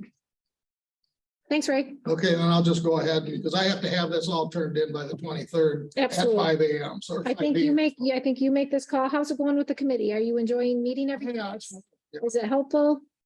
I think so, yeah. Taking some stress off you or not yet? Always. Thanks, Ray. Yeah, I was gonna stick around and see what you were gonna talk about as far as people that have applied to be on this committee, Yep, but it's too late now. I'm hungry. I hear ya. Me too. Right. Right. Take Brock with you. Did you check your mailbox? Yes, Please. Okay. but what is the thing underneath from the union? Is that, That's not for me. I don't know. Tracy just wanted me to make sure you. checked okay, your that mailbox. might be for the judge or something. I'm just gonna leave it there and I'll be up tomorrow to meet my. They're coming for you, Ray. Thank you, sir. Have a good night. Discussion items 5, medical examiner RFP. We received 3 responses to our request for proposals. Our current provider, Michigan Institute of Forensic Science and Medicine. We also had a proposal from the Michigan Medical Examiner Group in the Western Michigan University. I shudder to say that. You regret, so. Are you, The Western Michigan Homer Stryker School of Medicine in Kalamazoo. What we've asked for in the RFP was proposal for 4-year commitment. And we wanted some firm pricing. And just let me work through some of the minor complications that came with that. The first proposal from Michigan Institute of Forensic Science and Medicine did do exactly what we asked for. I wanted a firm price per year. For 4 years, they offered 5 years. And you can see with that start price, $87,500, it increases 5% for the first 3 years and then 3% for the final 2 years of the agreement. Michigan Medical Examiner Group did offer a base cost at $58,301, but I'll get into that a little bit here in just a second. And the Western Michigan proposal, their annual costs start at $137,015, so that's $137,015 in the first year, and they did give a 4-year progression at 3% each year. The proposals all met our minimum qualifications; they're all qualified, no question about that. We did note that under the current agreement that we have with the Institute of Forensic Science and Medicine, they do provide the transport. They literally have a vehicle, do all transports for medical examiner work. You might, well, 2 commissioners here will recall, and the other 3, if you were in the vicinity at all, about, I want to say about 2 years ago, we had a number of people in here talking about the transport situation, and particularly the burden that had been put on the funeral homes. And so I bring that up because we do have a system worked out now with our current vendor, but the other 2 would literally take us back to where we were 2 years ago. They would subcontract for those services. And I'm not saying it's impossible. Some potential hurdles there that we might have to revisit if we were to go that route. I want to draw your attention to the second page, and the first one, the Michigan Medical Examiner Group. They put together a proposal based on some estimated investigations and autopsies that they would have to do. The first column that you see is the base or unit cost for each one of the services they would provide. Their $58,301 proposal is based on what you see with your estimates. However, I did put a comparison to what we experienced here in 2022 and 2021. I don't have numbers for what the toxicology would cost in each of these, but even without that, you can see that Mid-Michigan group, if we had the same caseload as we did last year, that bed actually comes in at $220,000 because they do have a per event cost associated.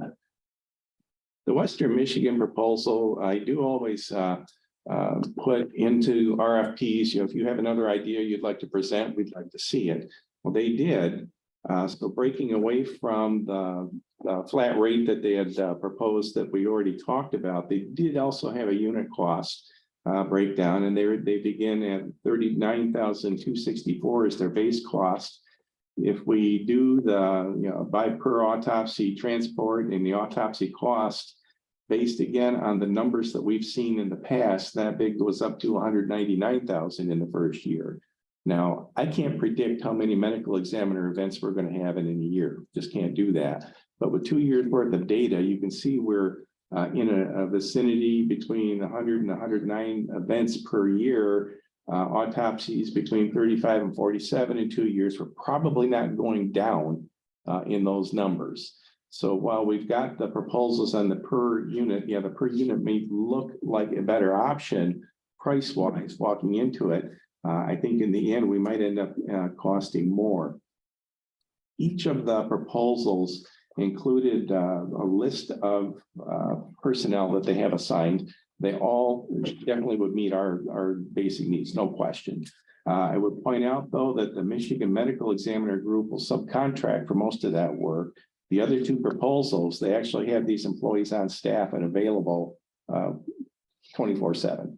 The Western Michigan proposal is impressive in that there are a number of doctors and different specialties that they have available through the school, which is great, but maybe is well, looking at the credentials of each, you can see that we have the licensed pathologists in there. I would point out as Michigan Institute of Forensic Science pointed out to us during a couple of presentations, the medical examiner that they've assigned for Ogemaw County has a number of credentials that we don't see across the state.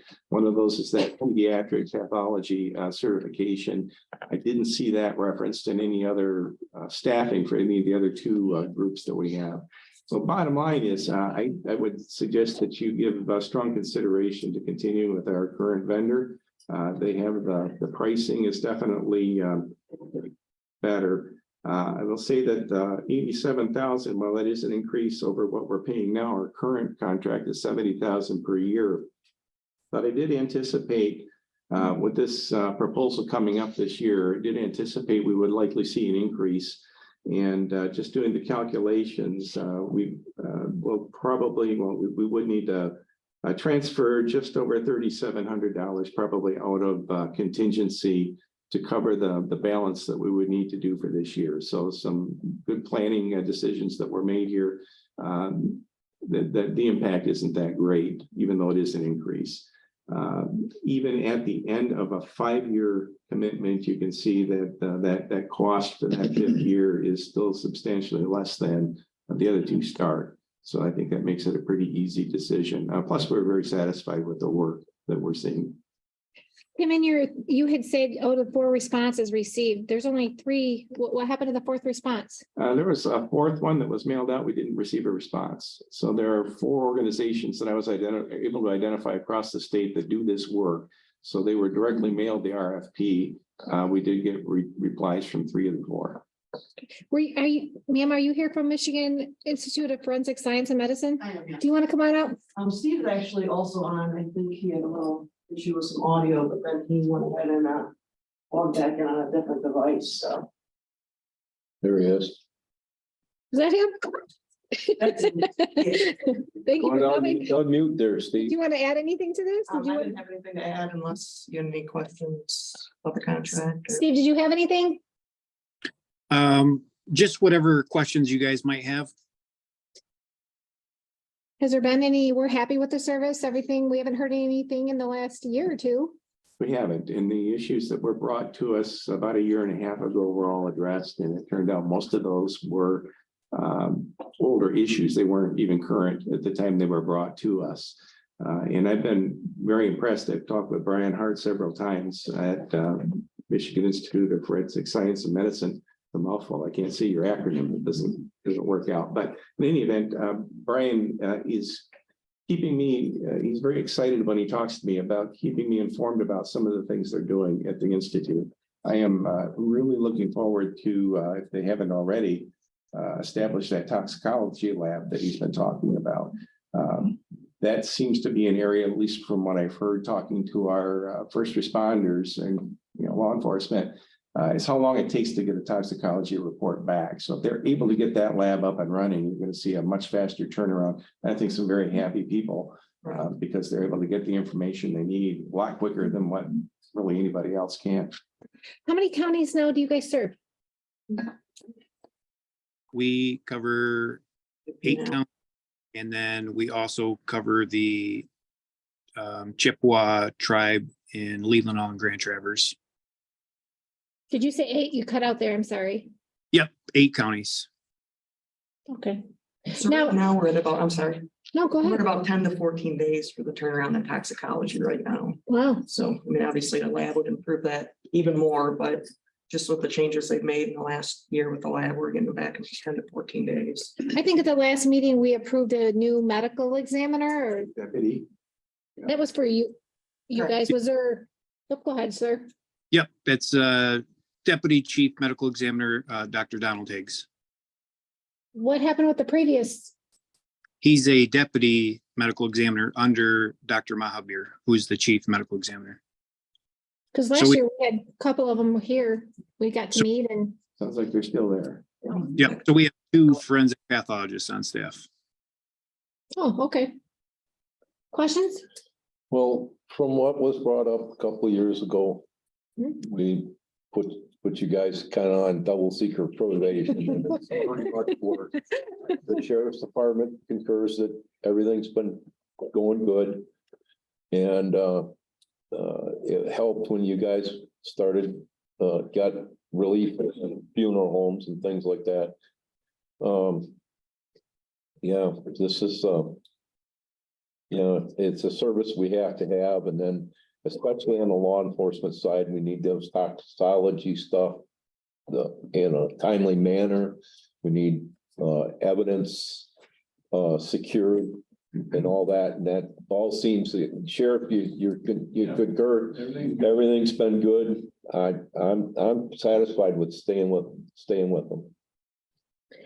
Before, was a previous contract a rate and then additional? So this year we're paying a flat $70,000 annually under the current agreement. And as you can see, there'll be a progressive scale here moving forward. But yeah, that's it. So it's an increase, obviously year to year, but like I said, with some good budget planning on the part of the board, we did anticipate an increase and. Right, but then, I'm sorry. Oh, I'm sorry. But then there's a base rate, but then it's also is based on individual, it goes up with each individual case. Am I reading that correctly? In their case, it's a flat rate each year. So you can see the progression each year. So it doesn't matter how many cases. Right. Okay, I apologize. There is an asterisk in there. If we do have a mass casualty situation, there is a opportunity there. Well, it'd be a requirement for probably additional funding. I believe the number was 10. I'm not sure. I'd have to go back to reread it. All of the proposals said the same thing, though. If there were a mass casualty event, there would have to be some additional funding because clearly they would be dedicating a lot more resources. Fortunately, we don't see those very often, and I don't necessarily anticipate that we would here. I think if that did occur, we'd have bigger problems than trying to cut the check to the. Okay. So I'm good with continuing with Michigan Institute of Forensic Science and Medicine of Saginaw. Do you guys agree? Yeah. Yes, okay, thank you. You've been coming to our meetings. Are you gonna continue to attend? Just kidding. Thank you. Thank you very much. Item B, Transit Committee applications. We have 4 applications for 3 seats, as I recall, for the committee. Are you one? No, I'm not. I want to just for full disclosure, James Delahanty, first one that you see here, I know it is. probably is related somewhere. But he and I had never met until he brought his application in, so probably not directly related. Just so that that's on the record. Oh, it's not even spelled the same though. It's No, not, it's but not. if you look at my family tree, it's Oh, kind of all over the place. How exciting to get all of these applicants. I mean, hey. Has the committee had an opportunity to look at these? No, we're meeting on this coming Tuesday, the 21st. Commissioner Simmons, Yes. please. Okay, just a minute. What was that, Commissioner Wiltie? We haven't, but we will this Tuesday, the 21st at 11 a.m. we're meeting. My question is if you guys have had an opportunity to look at these first. No, Okay, I have not. Well, it's been on the computer and so shouldn't it be taken to the committee first and then brought back to us? Your call. I say this should be up to them to decide, and if they have any further questions for these applicants, and then come back to us. Yes, Commissioner Simmons. on the second question on here, just before they sign it, I think the second question, if the answer is yes, it should have something that says explain. Where are you at? Please list all schools, colleges, and universities attended. Now, have you ever been convicted of? No. If the answer to that question, yes, Oh, yeah. Oh, that's on the application itself. yeah, that one. traffic violations for which a fine of $150 or more was imposed. Federal, state, or county or municipal law, regulation, or whatever. That can be a traffic violation. It's not necessarily a traffic violation. It could be any federal law or state law. I know, but in parentheses, it says includes traffic violations for which a fine of $150 or more was imposed. That could be like a 5-mile-per-hour speed. I understand, but how do I know it's a traffic violation? Maybe he killed somebody for all I know. Tim, is there a reason that's on there like that? Which one are you talking about? Down at the very bottom, the very right at their same applicant signature, One we're talking about? it all, any of the applications. You're looking at it. That's what she's talking about. Yeah, all right. Right there. That's valid. But no, I'm just saying on the application in the future, if yes, please explain. That's fair. Is there a reason that this is put together? God, it's just late applications. Yeah. We can add. What she's talking about? Yeah. Perfect. Okay. Especially when the range is that big. $150 fine. Speeding ticket. Is that possible? Oh, yeah. Okay. All right. So we're gonna divert that back to you guys and then come back to us. Yes. Commissioner Simmons, we're gonna divert this back to you. I'm gonna sit you over here. Away from Tim. Speed 911 phone surcharge. Jeez. I would like to say something to Brenda. Oh, I agree with you, Commissioner. It's really tough when we're here, if we could just, it's hard when we're getting sidetracks and. it's difficult to say it. Brenda, I'm not calling anybody out here. I'm just saying it really. Call me. It does get tough. The only thing I said and say, this is committee of the whole, so please speak up if you do, if it is conversation that we all need to hear, but I am trying to keep order and move along here, because. Item C, 911 phone surcharge. Chair presented me with a letter from Dispatch Authority, I think it was at our last meeting, where they had voted over there to continue with the 42-cent per month surcharge. This surcharge is on landline phones. This isn't one that includes cell phones. To do this, there's a statute, and they've actually referenced it in the state letter, So you can look up the MCL, but this is something that requires the Board of Commissioners to pass a resolution in support. So what they've asked us to do is do exactly that, to pass the resolution that would allow them to continue collection of that 42 cents per month. And just another aside, why do you see these? Generally, our state constitution and our statutes usually reserve anything that concerns a tax to an elected body. The 911 board is not an elected body. There, you don't see a 911 position on the ballot when you go to vote.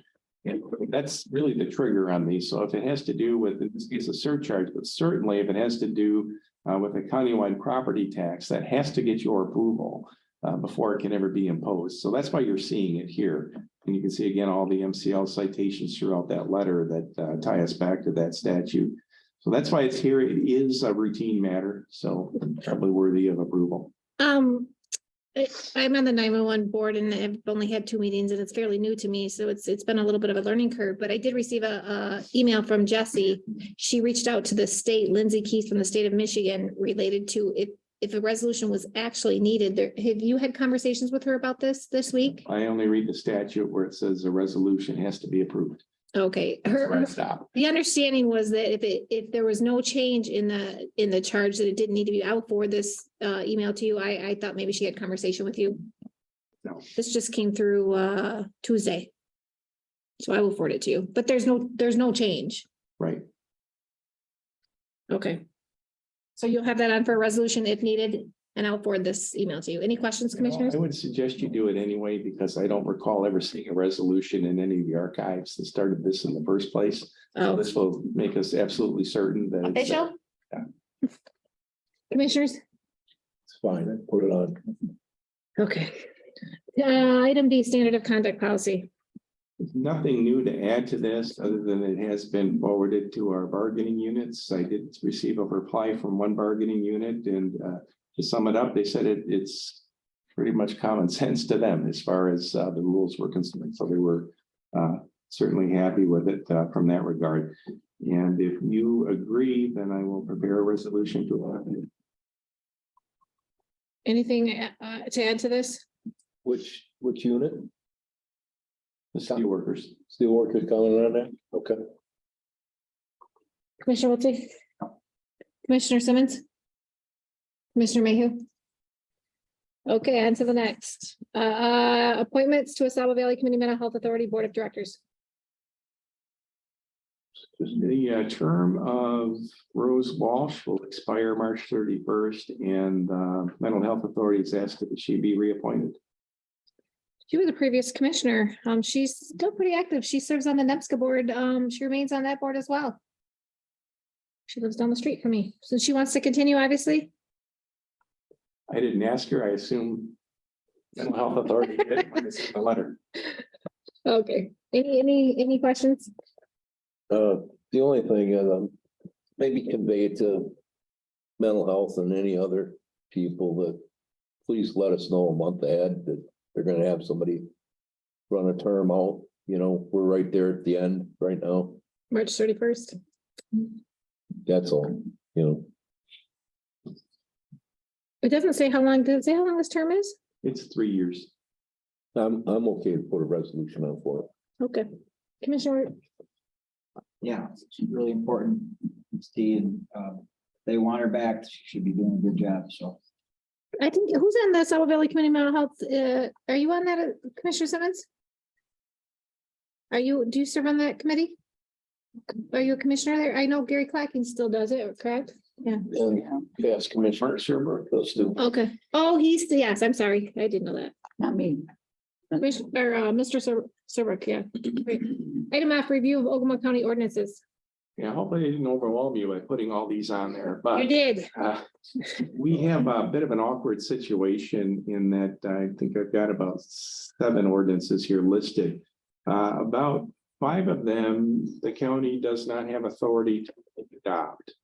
Now, recall that counties do not have home rule authority like townships, cities, and villages who can pass ordinances on just about anything and enforce them and do what needs to be done. Counties, on the other hand, lacking that, we can only adopt ordinances that the legislature and governor say we can adopt. And that's written in statute. So any ordinance we have, there needs to be a statute that says counties may do this. We have on the books right now a noise ordinance. We have ordinance to license and regulate public amusement and entertainment businesses, an offensive sexually explicit material control ordinance.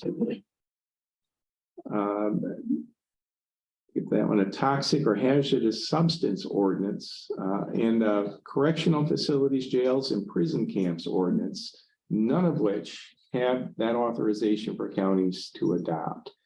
This is especially awkward in that, and I'm not going to get into great detail, but one of those ordinances actually had an enforcement action here in the past month.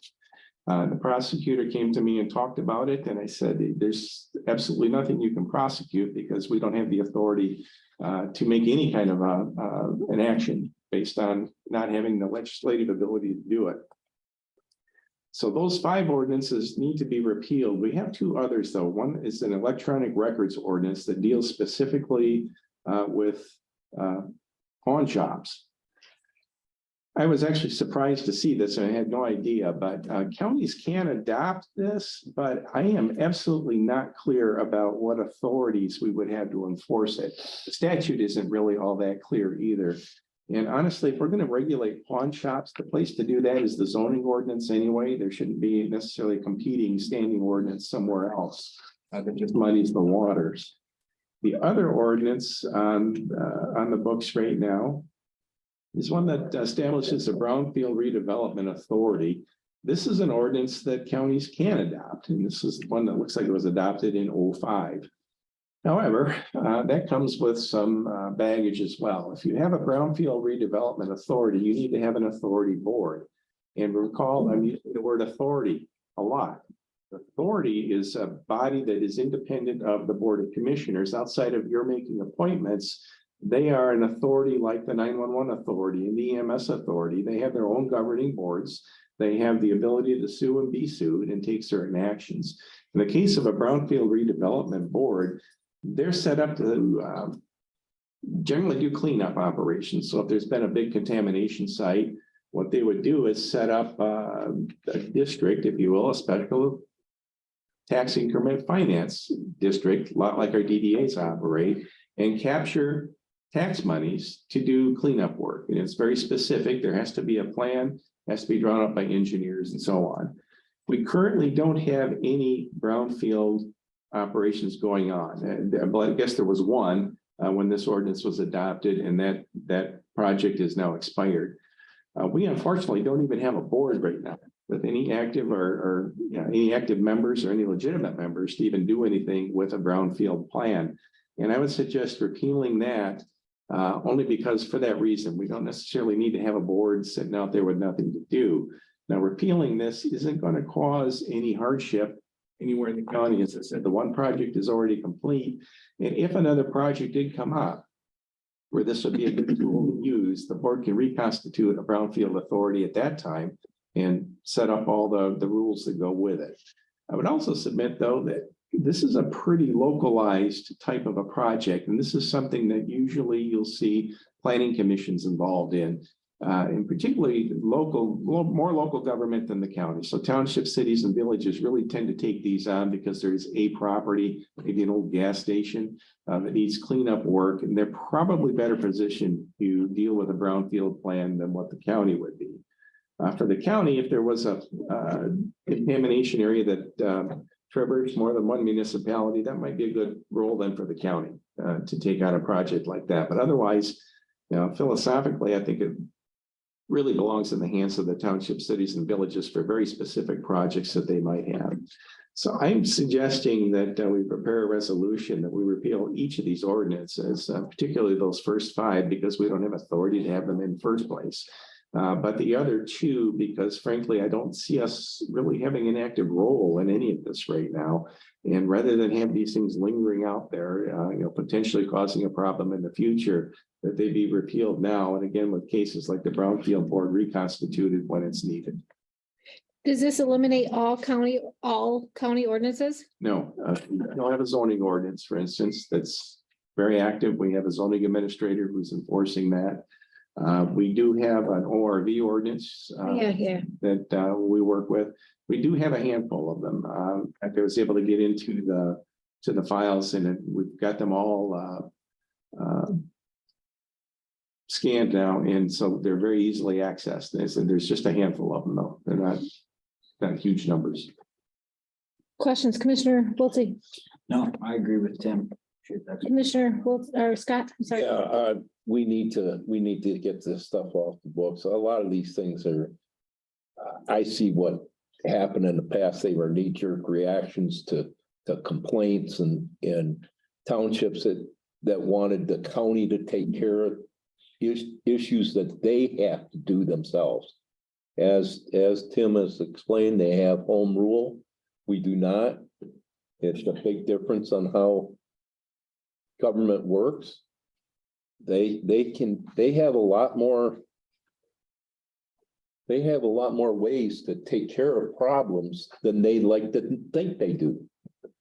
And a lot of times that they have a lot of resources, MTA, for example, that they can go to and find out about ordinances. And they can enact ordinances and they can enforce ordinances. They're sometimes told by people, somebody will come in the audience and say, you can't do that, and they'll believe it. No, man, there's laws out there. And I can see by some of these, like this noise ordinance.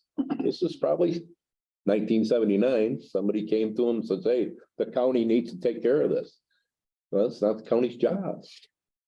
It would be nice if there was just standard ordinances across the county, but unfortunately, each especially my townships all seem to have different. And that's always a topic of conversation is ordinances and enforcing them, but If you ever need a 2-hour lecture on that, I don't. give me a call. I do not. The thing is they can combine, townships can combine and have ordinances together. Just like the zoning. We have 2 townships in the city that do their own zoning. And yet we're still zoning for all the way across the county. And like say, Commissioner Wiltsie's area, I mean, my gosh, I would say zone yourself there. Foster Township to the north has 1 farm in it. Where Logan Township has 1 campground and all farms. But we're setting up zoning for both areas, and it's very hard to please everybody. So it's very confusing. Commissioner Mayhew. Are you in agreement to eliminate these off the county's hands? Commissioner Simmons? Okay, thank you. Item G, vehicle insurance. So I was asked to put this on the agenda to talk primarily about the way we insure the vehicles for the county. And there was a philosophy expressed by one of our department heads that if we could break the law enforcement vehicles off on their own policy and then keep a policy for all non-law enforcement vehicles, that there might be a price break. I'd asked our agency Diebold to come in to help us talk through this, but as you can see with the email, they're not available for tonight. I'd suggest that we put this on the next committee of the whole, have them come in, that's in April, and talk to us about this. I certainly don't know what it would do to our rates. My guess is that probably in the end, it would be higher to do that, but I could be completely wrong. And it's certainly an area that I have no expertise in whatsoever. It was a valid question. It was related to ensuring, if I heard the question, I believe it was related to ensuring them separately, and then, because that could come out of possibly another fund or overall could be cheaper for the county. So it was a valid question. Yeah, it's broken up into a number of funds now, transit and building inspections and so on. But the real question is this department paying more insurance because this department is more active and perhaps has more claims? I don't know the answer to that. Sure. Commissioner Wiltie? Good. Commissioner Scott? No, so that's fine. Let's bring it up when they can come in and talk to us. Okay. Item H, West Branch Township property. So, yeah, I put that on there, meaning to change it. This is really the Ogemaw Hills property that we're talking about in West Branch Township. And the question was, what's the status on this? So where we are now is I need to find, this is maybe easier than I think, the original 1994 lease and documentation of the board approving that lease. So right now, the county owns the property, but it's leased to West Branch Township. And we need to find that original document. Moving forward, assuming that if this were to come to pass, that the sale would be for something in the neighborhood of $1. If we're going to go something higher, like if we want market value, then we would need to have an appraisal done. I don't get the impression that that's the direction the board wants to go, that this is something that we want to have as an agreement with the township. I'm not sure if I need to get or if I need to create a title commitment. That's a question I'll have for the attorney. But the attorney did also suggest something called an ALTA survey. ALTA is an acronym for American Land Title Association. What this is just a survey that is more than just a boundary survey. This is a survey that would also plot all the improvements. So any buildings on the property, any fence lines that might be there, any easements that might be there as well. And to get that done. And that's something that both the county and the township would definitely benefit from having. So that would need to be done. And that's probably the thing that's going to take the longest. The others, we would obviously need to create resolutions for both the county and the township that would include the property description, an agreement to terminate the current lease, which we would incorporate into the resolution that the county would adopt. And then finally, getting a quick claim deed to turn this over to the township.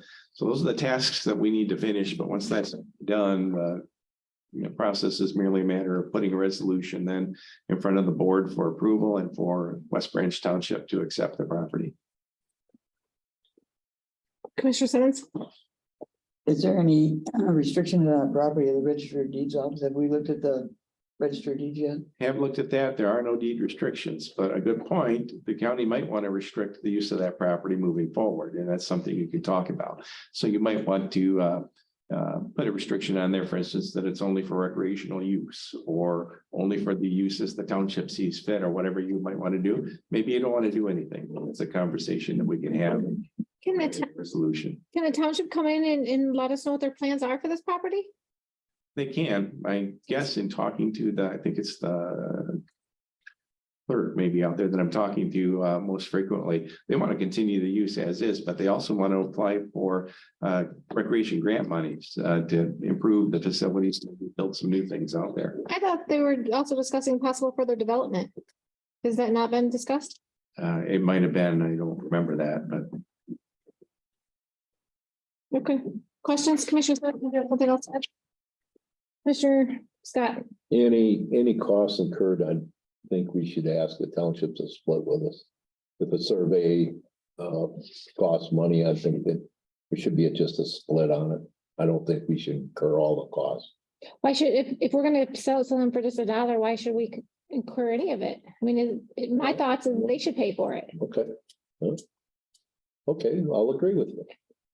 If we're going to, I mean, that's, okay, Commissioner Wiltie. Yeah, if it's a $1 transaction, we should have no costs. You shouldn't be surprised if I do Agree with me? agree. I just had to hear it twice. Okay. I'll tell you. Anything else? So are we gonna put this on for a resolution, or was there more information to come on There's this? no resolution to be had yet. Hey, I It's just agree. an update of where we are. Okay, thank you very much. Public comment. Any public comment in the room? Any public comment on the phone? Madam Chair, Oh, yes, sir. Mr. Serbrook. You have Mark the floor. Serbrook, West Branch Township. As a retired military person from the Michigan Army National Guard, I would encourage the entire board to support the resolution to oppose the Camp Grilling expansion. Okay. Thank you. Thank you, Madam Chair. Thank you, Mr. Serbrook. You're welcome. Any other public comment? No, ma'am. Okay. Thank you, Jenny. He's a previous commissioner. Twice. I want to see if your mom's gonna chime in now, so. She's gone. She's in All bed. right, I'm muting. Can I have a motion to adjourn? Motion made. All in favor? Aye. Motion, meeting adjourned. Thanks, guys. Well, get away. Make sure you get to your emails There's one that I sent you about the opioid resolution that we need to deal with on Thursday. I read it.